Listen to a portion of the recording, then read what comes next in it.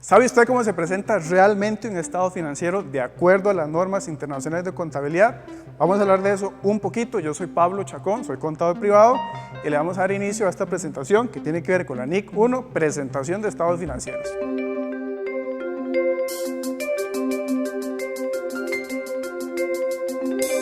Para iniciar, vamos a hacer como un contexto de la norma, porque la norma lo que dice básicamente y le da herramientas a usted para que presente de forma sistemática un estado financiero, los diversos estados financieros que componen el juego general de estados financieros. En términos generales, vamos a ver tipos de estados financieros, los componentes de los estados financieros, la finalidad, las consideraciones generales y características específicas de cada estado financiero y por último la revelación, el contenido y la estructura de estos reportes. Ciertamente la norma lo que hace es brindarle a usted paso por paso cómo construir un estado financiero. De igual forma, qué debe hacer y qué debe evitar, porque ciertamente cuando llegue un auditor fiscal o un auditor financiero puede ser que le determine o le identifique ciertos errores con los que usted no quisiera contar a la hora de presentar un estado financiero. De primera instancia vamos a ver las generalidades de los estados financieros, es decir, tipos y componentes. Tipos es a nivel general y los componentes a nivel específico sobre qué es lo que tiene que tener cada estado financiero. En este caso los tipos, vamos a ver tres. Yo le agregaría una colita después para un cuarto, pero no lo establece la norma. En primera instancia son estos tres: estados financieros consolidados, estados financieros separados y estados financieros intermedios. Los intermedios tienen que ver con la NIC 34, que la NIC 34 en esencia habla de la información financiera intermedia.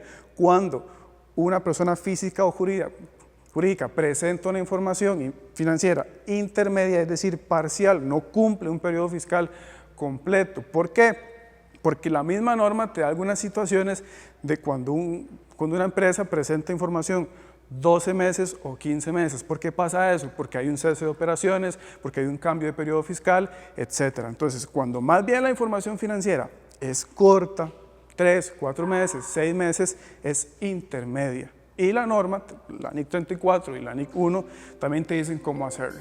En el caso de los estados financieros consolidados, aquí estamos hablando cuando es un grupo empresarial, un corporativo, porque ciertamente usted tiene varias empresas, 5, 6 empresas, y al final usted tiene que consolidar esa información, porque lo que va a saber es el de la casa matriz, por ejemplo, o la entidad superior del grupo corporativo. Entonces, el consolidado es la suma de todos los estados financieros de todas las subsidiarias. Los estados financieros separados, que tal vez son los más comunes, los que más se ven en la calle, pues son los estados financieros de cada entidad, la diversa cantidad de estados financieros, pero que corresponden a una sola entidad. El cuarto sería el que la norma tal vez omite en cierta forma y es el estado financiero general, ratio, y eso lo vamos a ver un poco más adelante con todos los componentes. Dentro de estos mismos componentes es lo que dice la norma o habla del juego completo de estados financieros. Uno normalmente está acostumbrado a ver solamente dos estados financieros, el balance general y el estado de resultados, pero no, la norma te da un set completo de los diversos estados que forman parte de la información financiera de una compañía. Entonces, para iniciar, tengo el estado de situación financiera, lo que antes se conocía como el balance general. Dentro de los componentes que forman parte de este set completo de estados financieros, yo tengo el estado de situación financiera, que es comúnmente conocido como el balance general, el estado de resultados, que históricamente han sido como los dos que más se conocen. Inclusive mucha gente solamente piensa o cree que solamente está el balance general y el estado de resultados, pero la norma viene y le da a usted un set completo de estados financieros y le dice, ok, está el estado de situación financiera o el balance general, está el estado de resultados o el resultados integrales y además le agrega otros, que son el estado de cambios en el patrimonio, estado de flujos de efectivo, que se lo ve con la NIC 7, y agrega un quinto, que realmente es poco común ver, tal vez a nivel general, que son las notas a los estados financieros. Ciertamente la norma, y es lo que vamos a ver más adelante, es explicar cómo se hace cada uno, qué debe incluir, qué no se debe hacer en cada uno, pues para formar ese juego completo de estados financieros. Ya tenemos tipos y ya tenemos componentes. Entonces, lo que vamos a ver ahora en específico son las características de cada uno de los estados financieros, porque cada uno de esos 5 es un estado financiero, pero los 5 conforman el juego completo que debe siempre presentarse como buena práctica. Con respecto a las características, vamos a ver la finalidad de los estados financieros y las consideraciones generales. La norma dice que la finalidad de los estados financieros es presentar de una forma estructurada o sistemática la información financiera y el rendimiento financiero de una entidad. Y por allá decía también que es darle información o suministros a los accionistas, a los dueños de la compañía para tomar decisiones. Yo le diría que es al final como una foto de lo que viene haciendo la compañía, bien o mal, es una foto lo que usted presenta en el estado financiero y con base a ello usted toma las decisiones gerenciales, comerciales, industriales para seguir adelante con su negocio. Eso es lo que establece como finalidad la norma. Características identificables. ¿Por qué identificables? Porque son componentes con los que usted identifica un buen estado financiero. Un estado financiero estructurado, ordenado y que sigue la norma internacional de la contabilidad, que es básicamente lo que uno ve escrito en el estado financiero como el periodo definido, que usted le dice estado de situación financiera al 31 de diciembre del 2017, porque un estado financiero que no tenga la fecha no sirve para nada, porque usted no sabe cuál periodo está pues analizando, investigando, viendo los resultados. Entonces siempre tiene que ir con un periodo definido, al 31 de diciembre, al 30 de septiembre, año X. Tiene que también tener moneda de presentación, cuál es la moneda en la que usted está presentando las cifras. Puede ser colones costarricenses, dólares, euros, lo que sea. Que aquí hay un tema, porque está el tema de la moneda funcional y la moneda de presentación de estados financieros. Pero en otro episodio podemos ver NIC 21, que habla más o menos de las monedas funcionales y de presentación. Y por último, el tema del redondeo, porque dependiendo de la cantidad de cifras que tenga un estado financiero, es mejor reducirla o no presentar decimales, pero siempre el estado financiero debe decirlo. Básicamente, estas 3 componentes o estos 3 ítems identificables deben estar presentes en un estado financiero. ¿Para qué? Para hacer una lectura mejor y más comprensible de la información que usted se le está presentando. Eso tiene que ver con características identificables. La norma también habla de un cumplimiento en la presentación de información, o sea, ciertos requisitos que no se van a ver expresamente como una línea, pero sí se van a ver inherentes o tácitos a la hora de, cuando usted ve el estado financiero, usted dice, ok, perfecto, yo sé que estoy cumpliendo con esto, esto y esto. Y esto porque en cierta forma, dependiendo de la actividad que usted desarrolle, estos 3 elementos son indispensables cuando usted presenta un estado financiero. Por ejemplo, el periodo definido, lo ideal es que sea el mismo, el periodo corporativo al periodo fiscal. Porque, por ejemplo, cuando usted hace cierre fiscal y tiene que pagar sus impuestos, entonces lo ideal es que tenga el estado financiero a la fecha que usted corta para hacer el pago de impuestos. La moneda de presentación, si usted es una compañía local, una compañía pequeña, normalmente usted va a manejar todo en colones. Entonces lo ideal es que usted presente la información financiera en colones, pero si estamos hablando de una transnacional, una compañía grande, un monstruo de compañía, entonces probablemente el 90% de sus transacciones son en dólares, entonces su estado financiero estará en dólares. Y el tema del redondeo, tal vez yo lo podría decir de la importancia que usted le da a las cifras. Si para usted un 0,5 es importante, entonces presente los estados financieros con decimales, pero si usted es una compañía un poquito más grande que puede redondear a 2 milésimas, entonces no lo hace, simplemente. Estas son 3 características que usted ve en el papel, que usted ve en la hoja cuando le imprimen el estado financiero.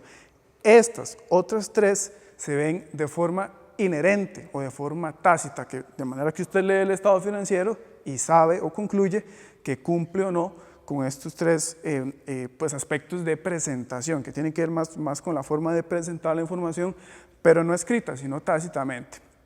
Eso tiene que ver con el periodo de reporte. La norma le dice a usted que tiene que ser un periodo normalmente anual, es decir, 12 meses, de enero a diciembre, de octubre a septiembre. Puede ser, porque la compañía puede tener ciertas situaciones, como lo vimos hace tal vez unas 3 filminas, que hablamos de un cierre de periodo de 6 meses. La compañía hace sus actividades, entonces ciertamente no va a tener 12 meses que presentar, pueden ser 6 meses. Hubo un cambio de periodo fiscal, usted tal vez inició de octubre a septiembre y después dice, no, yo prefiero un periodo fiscal natural, entonces lo pasó de enero a diciembre, va a tener un gap, una brecha de 3 meses que algún estado financiero va a tener que asumir y la norma se lo permite. La norma no le dice que no lo puede hacer, sino que puede presentar esos 3 meses extra en el siguiente estado financiero, de manera que le queda un estado financiero no de 12 meses, sino de 15. Pero lo que sí dice la norma es que es importante que usted revele cuál es el periodo fiscal que está presentando. El otro tiene que ver con un principio de contabilidad. Tal vez los contadores más viejillos se acordarán de los principios generales de la contabilidad. Y este es uno de esos, el negocio en marcha. La norma lo menciona porque tiene que haber una hipótesis o una intención de la empresa que está presentando el estado financiero, pues de presentar la información bajo el supuesto de negocio en marcha, o sea, de darle continuidad con la intención inclusive de que al siguiente periodo fiscal o al siguiente año usted presente otro estado financiero. Eso no lo ve escrito, lo ve tácitamente. Y el último tiene que ver con la consistencia y la comparabilidad. Y aquí, esto para mí es súper importante. Consistencia, ¿por qué?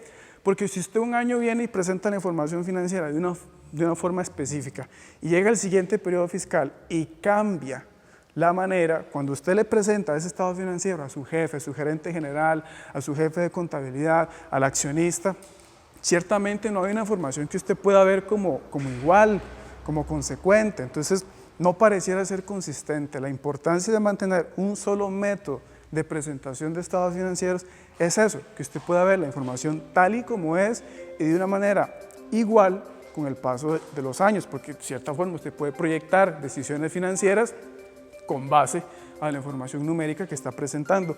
Y el último, que es como ligado a este último, es la comparabilidad. La comparabilidad tiene que ver con usted igual, agarra 2 años y usted compara cifras. Normalmente un estado financiero, y así debería ser, usted presenta un estado de situación financiera al 2017 y va a presentar el periodo anterior o el año anterior, es decir, a diciembre del 2017 y a diciembre del 2016. Y entra un poquito también el análisis más financiero, horizontal, vertical, de ver cuánto cambiaron las cifras a través del año, qué sé yo. Usted tiene cuentas por pagar, entonces en el 2017 tiene 100 y en el 2016 tenía 50. Quiere decir que usted ahora tiene más cuentas por pagar. Quiere decir que en el 2018 usted va a tener que forzadamente pues manipular un poco el flujo de efectivo o exigirle un poco más porque tiene más proveedores que pagar, tiene más acreedores. Entonces, esa comparabilidad de cifras a usted le puede ayudar, por ejemplo, en términos de inversión en activos fijos. En 2017, en comparación al 2016, hubo un crecimiento. O sea, tiene un aumento en el costo de activo fijo, tiene más capacidad instalada. Entonces, eso le dice mucho. Eso le puede decir que usted está en un proceso de expansión, de inversión, etc. Entonces, eso también le puede servir a usted para tomar decisiones en el futuro.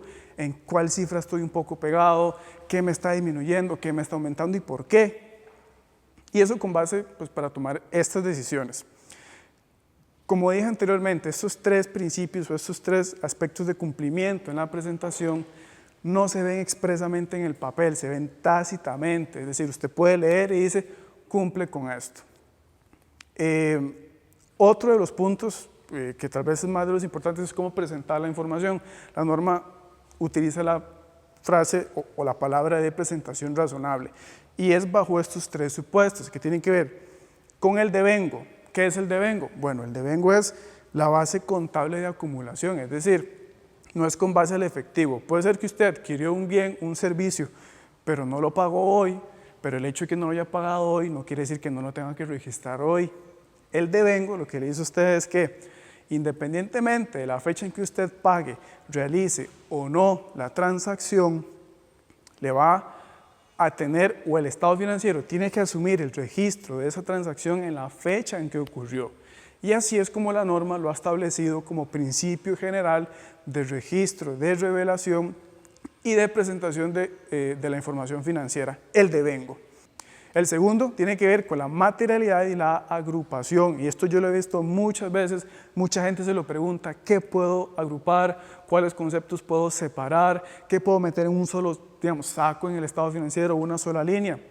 Y bueno, la norma le dice a usted que de acuerdo a la importancia relativa, deberá decir que ciertas partidas pueden ir juntas. Por ejemplo, si usted me está hablando de otros activos, pues son activos que usted no puede ni clasificar en propiedad, planta y equipo, que usted no puede clasificar en gastos diferidos, que no puede clasificar en inventario. Pero si usted me mete una partida, usted incluye una partida de gastos prepagados, entonces usted podrá incluir ahí a nivel de balance de comprobación, no en estado financiero, pues lo que tiene que ver con pólizas de seguro, alquileres pagados por adelantado. O sea, mientras el concepto sea el mismo, ¿verdad? Usted sí lo puede agrupar para efectos de presentación de estado financiero. Ahora, no estaría bien, o tal vez la norma no lo acepta, que usted en una partida de propiedad, planta y equipo, que es el activo fijo, incluya el inventario, ¿verdad? Porque para eso mejor lo incluimos en una línea por aparte. Y también, pues el tema de la materialidad, que tiene que ver también con auditoría, que es por las cifras. O sea, si tiene una cifra ahí de 2 colones, de 3 colones, 100 colones, pues habrá que buscar la forma de ponerlo en otra línea para no presentar solamente una línea de una cuenta que tiene un saldo inmaterial. Y el tercero, que es el último, que es la compensación, que yo también sé que es una de las dudas de mucha gente, ver si puedo compensar cifras. La norma en términos generales dice que no, que uno no debería compensar cifras, es decir, que no puedo compensar activos con pasivos para hacer un saldo neto. Solamente te lo permite en algunos casos, son muy específicos, por ejemplo las diferencias cambiarias, que es el mismo concepto, sea ingreso o sea gasto, ahí sí podríamos compensar, siempre y cuando no representen individualmente una importancia significativa en la operación de la compañía. Es decir, si usted tiene un gasto por diferencial cambiario de 3 millones, pero tiene un ingreso de 5.000 colones, entonces mejor compense para que le quede un gasto un poquito menor, para no incluir una línea de gasto y una línea de ingreso. Básicamente eso es lo que tiene que ver con compensación. En general, la norma trata, y es la forma en que uno lo percibe, de que uno no compense esas cuentas. ¿Por qué? Porque si nos vamos al puro inicio de esta presentación, dijimos que la finalidad del estado financiero es proveer información importante al accionista, al dueño, al gerente general, para tomar decisiones. Entonces será importante también que esta persona, el jefe, el accionista, el gerente de contabilidad, el jefe de su departamento, vea línea por línea cuáles son esos conceptos, cuáles son esas cifras de forma separada. Si usted quiere compensar algo y lo hace, bueno, lo ideal es que al menos en notas a los estados financieros lo separe, para que a nivel de revelación de información, pues usted lo pueda ver cifra por cifra. De igual forma, esto tiene que ver con presentación razonable de la información, que se ve en forma tácita, pero también como en forma impresa, de cierta forma. Y ya, el último punto es la estructura y el contenido. Y aquí es donde usted se pregunta, ok, ¿cómo debe ser un estado de situación financiera? ¿Cómo presento mis activos? ¿Cómo presento mis pasivos? ¿Cómo presento el flujo de efectivo? ¿Cuáles son las actividades de operación, de financiamiento, de inversión? ¿Qué es eso? Bueno, entonces aquí vamos a ver uno por uno qué debe incluir un estado financiero y qué no debe incluir un estado financiero. Situación financiera. Son 3 líneas lo que habla la norma, activos y pasivos. ¿Cómo presento el activo? ¿Cómo presento el pasivo? En términos generales, la norma dice que siguiendo el principio de corriente y no corriente, y después le va hablando de nivel de liquidez, le va hablando de relevancia en la operación, entonces usted va determinando, dependiendo cuál es la funcionalidad de esas cuentas, el orden en la presentación. La norma sí dedica como 2 páginas completas para decirle a usted qué es corriente y qué no es corriente. La diferencia general que yo le podría hacer es, en términos de tiempo, ¿verdad? Si estamos hablando de 12 meses o menos, ahí sería corriente. Si estamos hablando de activos o pasivos que voy a cancelar o que voy a obtener de vuelta en un periodo mayor a 1 año, entonces mejor se clasifican como no corrientes. O cuando hablamos de otros activos, otros pasivos que tal vez no cumplen esa función de operación 100% para la empresa, ahí es mejor clasificarlo como no corriente. Y también bajo un principio de exigibilidad, ¿verdad? O sea, ¿qué tanto me exige esta partida, este pasivo en el flujo de efectivo en el corto plazo? Entonces, si yo puedo entender que este pasivo lo tengo que pagar en el muy corto plazo, entonces lo clasifico como un pasivo corriente, un acreedor corriente. Los impuestos diferidos siempre van a ir al largo plazo, es decir, al activo no corriente o al pasivo no corriente, que es igual como a largo plazo, activo y el pasivo también. Y las partidas adicionales que básicamente tal vez usted no logra ubicar en alguna de las categorías de liquidez o importancia relativa, entonces lo que le dice la norma es que usted lo puede hacer a través de la naturaleza y liquidez, otra vez, ¿verdad? y la función de los activos. Es decir, si usted tiene una cuenta, otro activo, es un terreno que usted tiene ahí porque se lo adjudicaron y usted no lo usa, entonces no estaría bien que usted ese terreno lo clasifique entre sus activos funcionales porque usted no lo usa. Entonces tiene que buscar una categoría de otro activo para ver qué forma lo puedo meter en el estado financiero y probablemente va a ser la última partida en la casilla de los activos. ¿Por qué? Porque el accionista va a ver ese activo que realmente no le sirve, entonces no lo va a querer ver de primero, porque de primero él quiere ver lo que tiene más a mano, con lo que está trabajando, cuánto inventario tengo, cuántos son mis cuentas por cobrar, qué tan antiguas son mis cuentas por cobrar. Esa información es la que va de primero. Ese terreno que me lo adjudicaron pero no lo uso, pues va a ir de último probablemente. Y esto es lo que tiene que ver con la presentación, al menos en situación financiera, es siguiendo esos principios. Otra vez, por liquidez, por corriente, no corriente o por funcionalidad. Y eso es un análisis personal que cada compañía tiene que hacer. No necesariamente tiene que consultarle a un auditor cómo registro esto, sino con ese análisis personal usted puede concluir, ¿verdad?, si lo voy a poner en la parte corriente, no corriente, otros activos, corto plazo, largo plazo. Con respecto al resultado integral, que es el estado de resultados, lo que pasa es que el ANIC 1 sí hace una diferenciación, porque está el estado de resultados general y está el de otros resultados, que ese es integral, que es básicamente esta primera línea que estamos viendo, un único estado de resultados integrales o el famoso resultados consolidados, que son dos, o lo podemos mostrar de forma separada. El de resultados operativos, el estado de resultados que usted y yo conocemos, o el P&L, digamos, ingresos, gastos, y de forma separada el resultados integrales. Este otro resultados integrales tiene que ver con aquellas partidas que no le afectaron en este periodo su resultado operativo, pero que siempre es importante revelarlo porque puede ser que en el futuro toquen mis resultados. Vamos a ver un par de ejemplos, tal vez un poco más adelante, de cuáles pueden ser esas partidas que me estarían generando un cuarto estado financiero, que es el de otros resultados integrales, pero tal vez el más conocido es el estado de resultados generales, ingresos, gastos operativos, que el resultado de esos dos, la suma y la resta, es la utilidad o la pérdida del periodo. Y el último es la revelación de ingresos y gastos, que la norma lo que le dice es que debe revelar sus gastos, sus ingresos conforme a la naturaleza o a la funcionalidad. ¿Qué es naturaleza? Bueno, gastos operativos, gastos financieros. ¿Qué son gastos operativos? Todo lo que tiene que ver con sus salarios, todo lo que tiene que ver con el alquiler de su oficina, esos son gastos operativos, las cargas sociales. ¿Qué son gastos financieros? Bueno, si usted tiene un préstamo a 5 años, el interés que usted paga todos los meses por ese préstamo es un gasto financiero. De igual forma los ingresos, su ingreso operativo, ¿cuál va a ser? Bueno, sus ventas de mercadería, sus ventas de servicios, sus ingresos financieros, cualquier interés que le genere una cuenta bancaria. Entonces, la norma le dice a usted que usted puede separar sus gastos, sus ingresos por la naturaleza, pero también le dice que lo puede hacer por función. Y esto es diferente. ¿Y por qué? Porque la función del gasto no está asociada, digamos, a su naturaleza, sino a lo que le sirve. Entonces, en lugar de yo tener un gasto financiero, tengo un gasto por interés, un gasto por comisión bancaria, etc. Es decir, el concepto específico del gasto, no a la categoría a la cual pertenece. Es decir, se lo pongo más sencillo, si usted tiene un gasto por salario, si yo decido acomodarlo en el estado financiero por naturaleza, no voy a llamar una línea en el estado financiero gasto por salarios, sino que yo lo voy a clasificar dentro de los gastos operativos. Pero si lo hago por función, no voy a poner gastos operativos ni gastos financieros, sino que voy a poner gasto por salario exactamente y el monto, ¿verdad? Entonces son las dos clasificaciones que la norma me da para yo poder clasificar mis gastos y mis ingresos en el estado de resultados.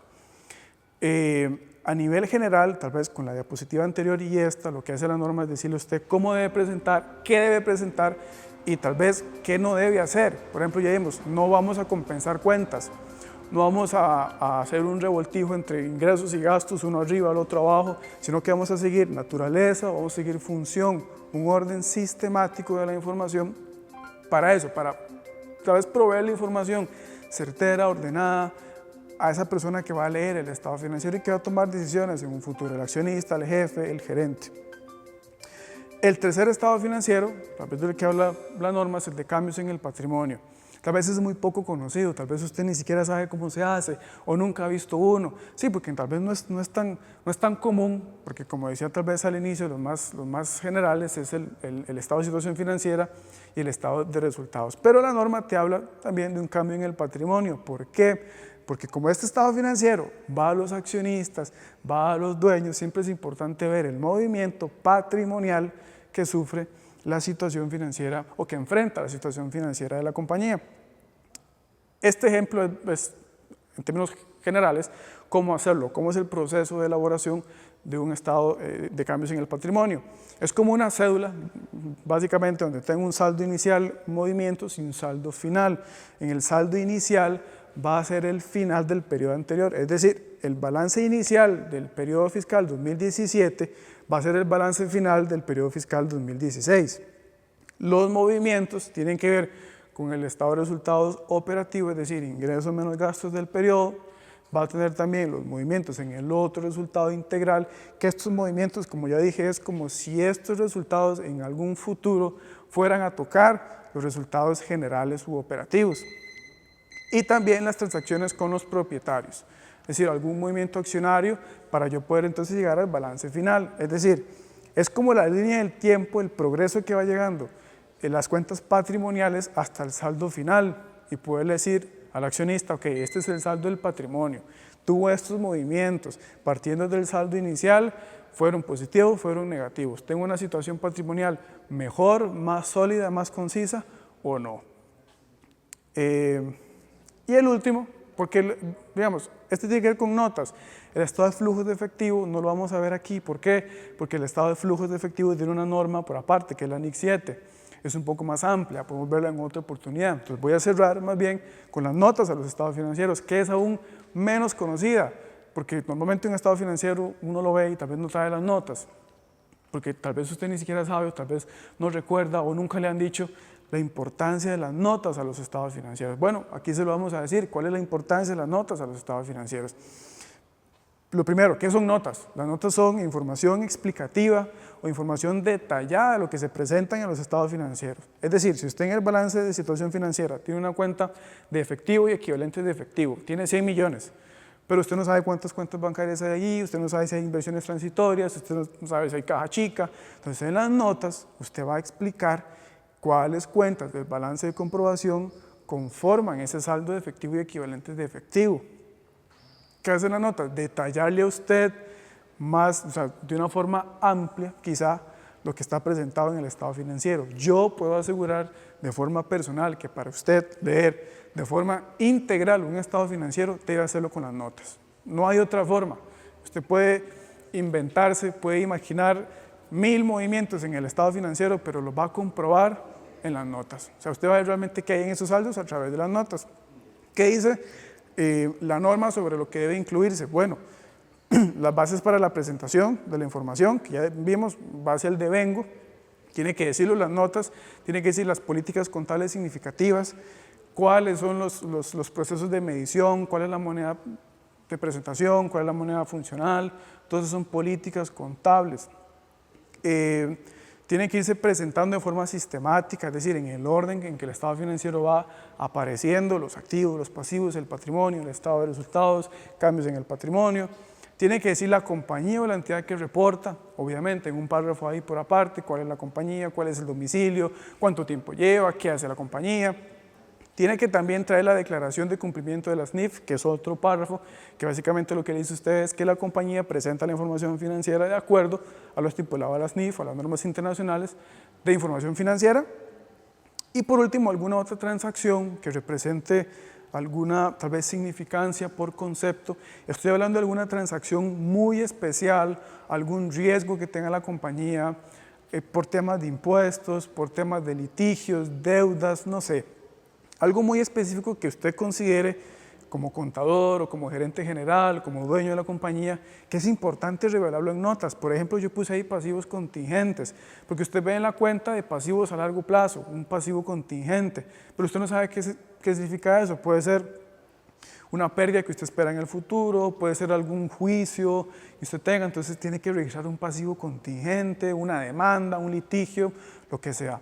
Es decir, las notas a los estados financieros o en las notas a los estados financieros tiene que ir toda aquella información que tal vez no se ve de primera entrada en el balance de situación, en el estado de resultados, flujos de efectivo, cambios en el patrimonio, pero que sí es importante revelarlo, sí es importante decirle a su jefe, a su gerente de contabilidad, al accionista, vea, está esto. No está específicamente en el estado financiero, pero aquí está, en las notas. Entonces, básicamente es la explicación detallada de lo que hay en el estado financiero o en los estados financieros. Y bien, esto es básicamente lo que dice la NIC 1, presentación de estados financieros. Recapitulando, ver el tema de la presentación, la razonabilidad en las cifras, la estructura de los estados financieros, cuáles estados financieros, ya sabemos que no solamente existen dos, sino que existen varios y forman parte del juego completo de estados financieros. Ya sabemos la importancia de las notas de los estados financieros, que es revelar información importante que no está específicamente en los demás estados financieros. De igual forma, si usted tiene alguna consulta, alguna pregunta, quiere saber un poquito más de cada uno de estos temas, aquí le dejo mi correo, por ahí en algún momento nos pasamos los números para conversar un poco más, de una forma más cercana, más específica. ¿Por qué? Porque yo sé que estos temas a uno le generan 1001 preguntas, porque yo puedo explicar aquí tal vez de una forma muy general, pero no me puedo ir al detalle. Bueno, ahí le dejo mi correo por si usted quiere hacer alguna consulta, o igual al profe Alan. Muchísimas gracias, yo soy Pablo Chacón, que esté muy bien. Hola, te saluda el profe Alan, espero que este video te haya servido. Recuerda suscribirte al canal en YouTube, todo pegado, el profe Alan. Y búscame en Facebook como el profe Alan, déjanos tu comentario, escribirnos un mensaje. Si quieres que hablemos sobre algún tema particular, solo escribimos y grabamos el video. Espero que este video te haya servido. Compartirlo con tus compañeros. ¡Chao!